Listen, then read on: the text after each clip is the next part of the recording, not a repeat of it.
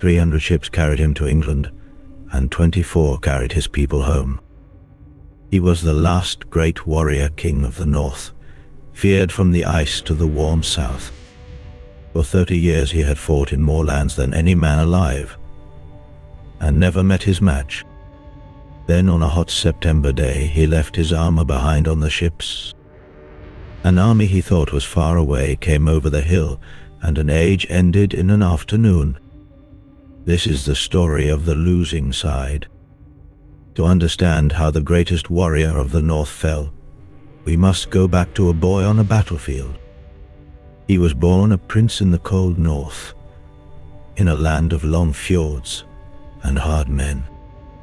At 15, he fought beside his half-brother, a king who wished to rule the whole north.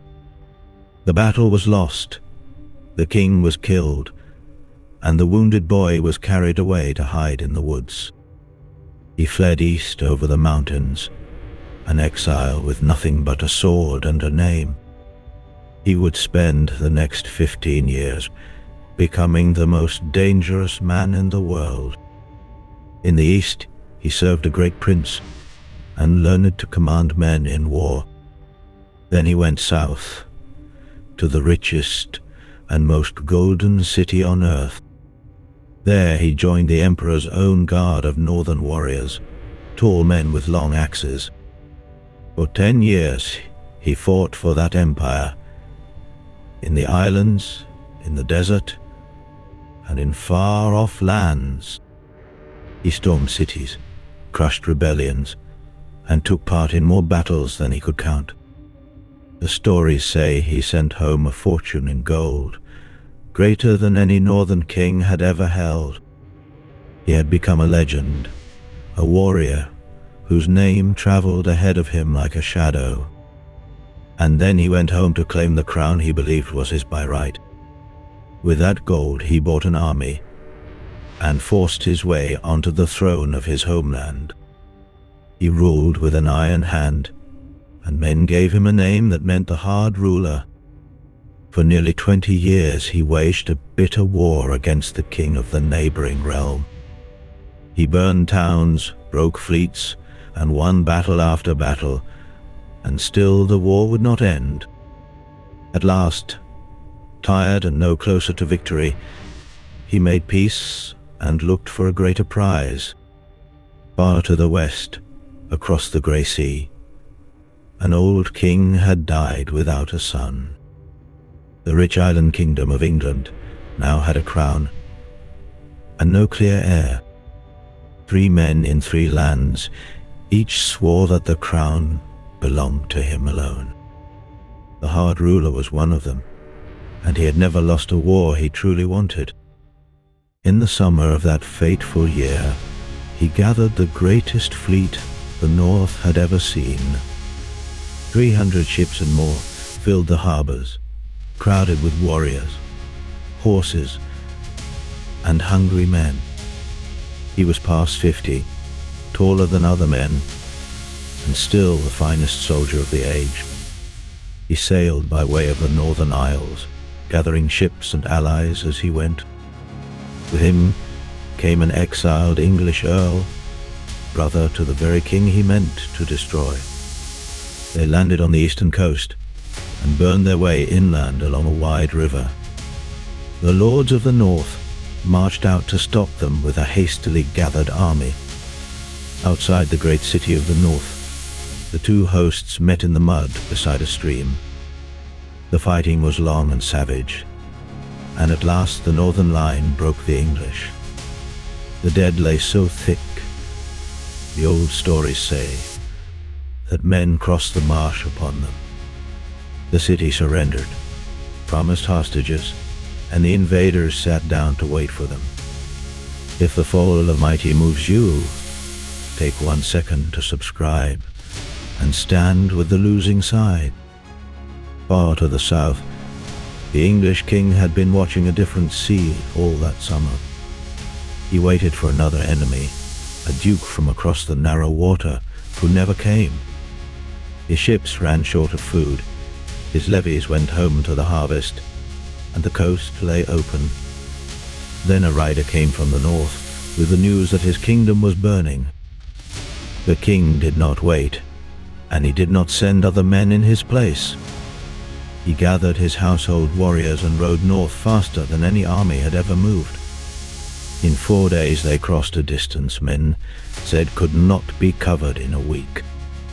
He swept up fresh men from every shire he passed, and told no one his plans. The invaders knew nothing of it, for no messenger could outrun the king himself. They had agreed to meet the hostages of the city at a river crossing to the east. It was a bright, hot day, and they walked to that meeting expecting no enemy at all. The day was so warm that the warriors left their heavy mail shirts behind on the ships. The ships lay far down river, a long march away, with a third of the army guarding them. So the greatest warrior of the age stood in a green field with no armour on his back. At first they saw only dust on the road, and thought the city was coming to submit. Then the dust began to glitter, and they saw the shine of spears and mail. It was an army, and it was coming for them. And it was already very close. The old warrior understood at once what it meant, and sent riders racing for the ships. But help was hours away, and the enemy would not wait for hours. He drew his men into a great ring of shields on the higher ground, and stood. The English came on and broke against that wall of shields again and again. It is said, one giant Northman held the bridge alone and cut down all who came. But the ring was thin, and the men who held it wore no armour at all. When the wall was broken open at last, the old king went forward into the gap. He fought in the wild fury of his youth, swinging his sword with both hands. For a moment, it seemed the terrible old man might turn the whole battle by himself. Then an arrow struck him in the throat, and the greatest warrior of the north fell. The battle did not end with him, and his men refused the mercy they were offered. They fought on around his body until almost none of them were left standing. Late in the day, the men from the ships arrived, exhausted and in full armour. They charged, and they died as well, and the field was left to the English. Of that great fleet, only 24 ships were needed to carry the living home. The invading host had been destroyed, and their king was buried in foreign soil. It was the last great invasion by the old kings of the north, and it had failed. Men would later say the Viking Age ended on that bright and terrible afternoon. But the English king had no time to bury his dead or count his victory. 3 days later the wind changed in the south, and the Duke's ships crossed the water. The exhausted English marched south again, and less than 3 weeks later they met him. On a hill near the coast, the victorious king was killed, and his kingdom passed to strangers. The two rivals who had fought beside that little river both lay dead within a month. The hard ruler had spent his whole life in war, and had never truly been beaten. He had survived 100 battles in a dozen lands, from the ice to the burning south. He had won a fortune, taken a throne, and made his name a thing of terror. And all of it ended because of one warm day and one careless choice. He left his armour on the ships because he did not believe an enemy could reach him. The one danger the greatest warrior never guarded against was being taken by surprise. Before the fight he was offered 7 feet of English ground, and that was all he took. And so on, a green field by a little river, an age of the world came to its end. This has been the story of the losing side.